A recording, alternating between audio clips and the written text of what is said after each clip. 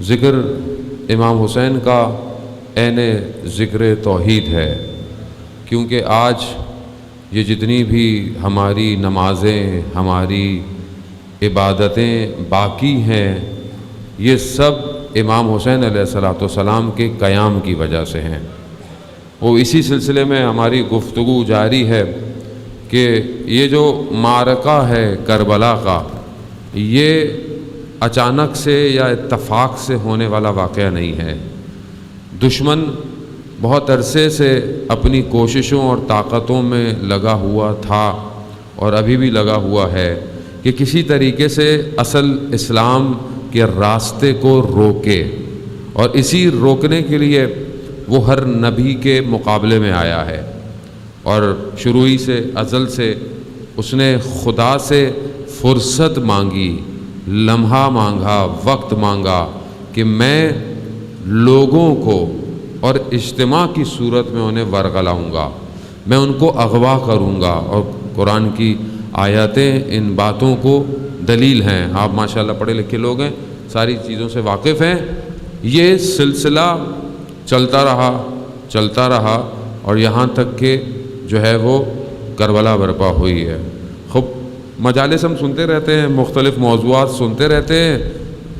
ہماری اس دور میں ذمہ داری کیا ہے؟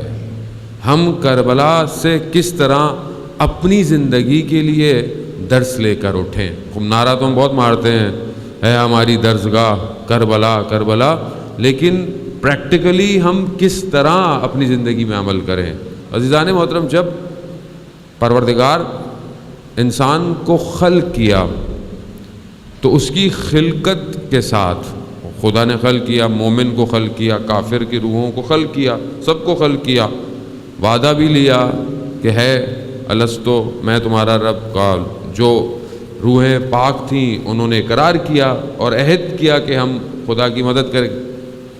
خوب، یہ جو خدا نے مومن کو جب خلق کیا تو اس کی طینت میں کفار کی خصلتوں کو ملایا۔ کفار کی جو خصلتیں ہیں، خوب انسان غلطی کرتا ہے، برے کام کرتا ہے، مومن کرتا ہے کہ نہیں کرتا؟ خدا نہ خواستہ میں آپ کو نہیں کہہ رہا کہ آپ بولیں کہ ہمیں مولانا صاحب کہہ رہے ہیں کہ نہیں، انسان، میں اپنے آپ کو کہہ رہا ہوں، میں خوب انسان سے غلطی ہوتی ہے، کوتاہی ہوتی ہے۔ وہیں پر خدا نے جب کفار کو خلق کیا تو اس کی طینت میں اچھی خصوصیات کو ملا دیا۔ اب آپ کو نظر آتا ہوگا ہے تو کافر مگر اچھے کام بھی تو کرتا ہے، لوگوں کی مدد بھی تو کرتا ہے، انسانیت کا خیال بھی رکھتا ہے کہ نہیں ہے وہ بھی؟ اور اسی کو لے کر تو وہ علمبردار بنے ہوئے ہیں کہ دیکھیں ہمارے پاس اسلام نہیں مگر ہم کام تو اچھے کر رہے ہیں، اور اس چکر میں ہمارا جوان اور ہمارے لوگ جو ہے وہ دھوکے میں رہتے ہیں، یار وہ کم از کم اتنے تو اچھے ہیں، کم از کم خیال تو رکھتے ہیں، ہم کیا کر رہے ہیں؟ تو وجہ کیا ہے کہ یہ خدا نے طینت جب خلق کر رہا ہے تو یہ ملا دیا۔ وہ کیوں ملایا خدا نے؟ خدا نہ ملاتا یہ دونوں الگ الگ چلتے نہیں، خدا نے ملایا اس لیے، اس برے میں خوبیوں کو ملایا اس لیے کہ اس کی یہ خوبیاں زندگی میں شاید اس کے دل کو منقلب کر دیں۔ بھائی برا شخص، آپ کہتے ہیں نا یار چلو کم سے کم کچھ تو کرتا ہے، اچھے کام کرتا ہے، چلو کوئی بات نہیں، شاید یہ اچھائی اس کو کسی مقام پر لے آئے۔ خوب مثال کے طور پر واقعہ تاریخ کا آپ کے سامنے ہے، ساتویں امام موسیٰ کاظم علیہ السلام کا دور، صلی اللہ علیہ وسلم، امام کا دور ہے، امام گزر رہے ہیں، امام نے گھر میں سے دیکھا کہ گانے کی آوازیں ہیں، رقص کس طرح کی آوازیں آ رہی ہیں، تو وہ کنیز باہر کچھ کچرا پھینکنے کے لیے باہر آئی، تو میرے مولا نے اس سے پوچھا کہ یہ گھر کس کا ہے، آزاد ہے یا غلام ہے؟ تو کہا کہ آزاد ہے۔ کہا اگر غلام ہوتا تو ایسی زندگی نہ گزار رہا ہوتا۔ اب جب اس نے سنا، جب وہ پہنچی تو جو اس کا آقا تھا اس نے بولا دیر کیوں ہوئی؟ کہا ایسا ایسا ہوا، امام گزر رہے تھے، انہوں نے مجھ سے پوچھا تو میں نے کہا کہ آزاد کا گھر ہے۔ امام نے کہا اگر غلام کا گھر ہوتا تو ایسا نہ ہوتا۔ اب اس کی طینت میں کہیں کوئی خوبی تھی، کہیں کوئی خوبی تھی تو اسی حالت میں بھاگا بشر حافی کا واقعہ ہے. اسی حالت میں بھاگا, ننگے پاؤں بھاگا, اور جا کر امام کی خدمت میں جا کر جو ہے وہ پاؤں میں پڑ گیا اور مولا سے معافی مانگی اور ایک بہت عالم دین بن گیا. یعنی تینت میں اچھائی تھی کہیں نہ کہیں, اسی لیے پروردگار نے اس روحوں کے اندر اچھائیاں رکھی ہیں کہ شاید منقلب ہو جائیں. آج آپ کو پوری دنیا کے اندر کئی لوگ مسلمان ہوتے نظر آتے ہیں کہ شاید کافر تھے, شاید ہندو تھے, شاید عیسائی تھے, یا حتیٰ دین نہیں رکھتے تھے, مگر آج آپ دیکھتے ہیں کہ وہ کسی نہ کسی بات کی وجہ سے منقلب ہو گئے ہیں. ان کے دل جو ہے وہ کنورٹ ہوتے جا رہے ہیں. کیوں ہو رہے ہیں؟ اگر یہ راستہ واضح ہوتا تو کوئی بھی ادھر سے ادھر نہ آتا. نہیں, شاید آپ کو سمجھ میں نہیں آیا. اگر تینت میں اچھائی نہ ہوتی تو حر کبھی بھی ادھر سے ادھر نہ آتا. یعنی خدا نے رکھی ہے اور یہاں پر بھی برائیاں رکھی ہیں. کیوں رکھی ہیں؟ ہمارا امتحان لے پروردگار کہ یہ ہر حالتوں میں جب شکنجے کی حالت میں پڑتے ہیں برائیوں کی طرف پلٹتے ہیں یا مجھے یاد کریں گے. خوب یہ دو ڈفرنٹ قسم کے ایسے نظریات نہیں ہیں, یہ باقاعدہ دو بلاک ہیں جو انسان کی خلقت سے ایک دوسرے کے ساتھ لگے ہوئے ہیں, اور یہ ہمارے وجود کا خاصہ ہے. وہ مومن سے غلطی ہوتی ہے, مومن گناہ کرتا ہے. کیوں کرتا ہے؟ کیونکہ اس کے تینت میں چیزیں مخلوط ہیں. عزیزان محترم, وہ پروردگار سورہ انفال کی آیت نمبر 37 کے اندر بھی یہی فرماتا ہے کہ یہ جو کافر ہیں, یہ جو منافق ہیں, یہ بھی نفاق کرتے ہیں, یعنی پیسہ خرچ کرتے ہیں. اب آپ ہر پیسہ خرچ کرنے والے کو اچھا مت سمجھا کریں کہ ہاں بہت پیسہ خرچ کر رہا ہے, بہت یہ کر رہا ہے, بہت وہ رہا ہے, لیکن اس کا مقصد کیا ہے یہ بہت مہم ہے کہ وہ پیسہ خرچ کیوں کر رہا ہے.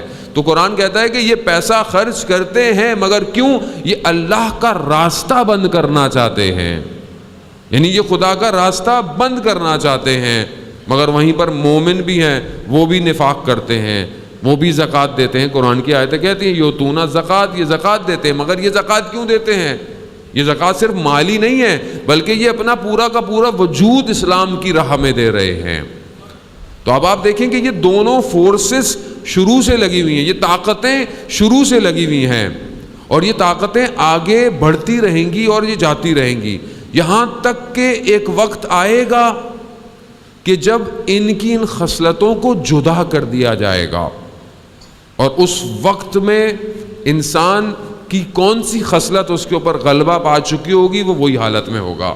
اس لیے کہا جاتا ہے کہ آپ ہر حالت میں پاک صاف رہا کریں. اس لیے کہا جاتا ہے کہ سونے سے پہلے انسان وضو کر کر سوئے. اس لیے کہا جاتا ہے کہ جب بھی انسان نجس ہو فوراً طہارت کر لے. کیوں؟ کیونکہ نہیں پتا وہ وقت میرا کب آ جائے.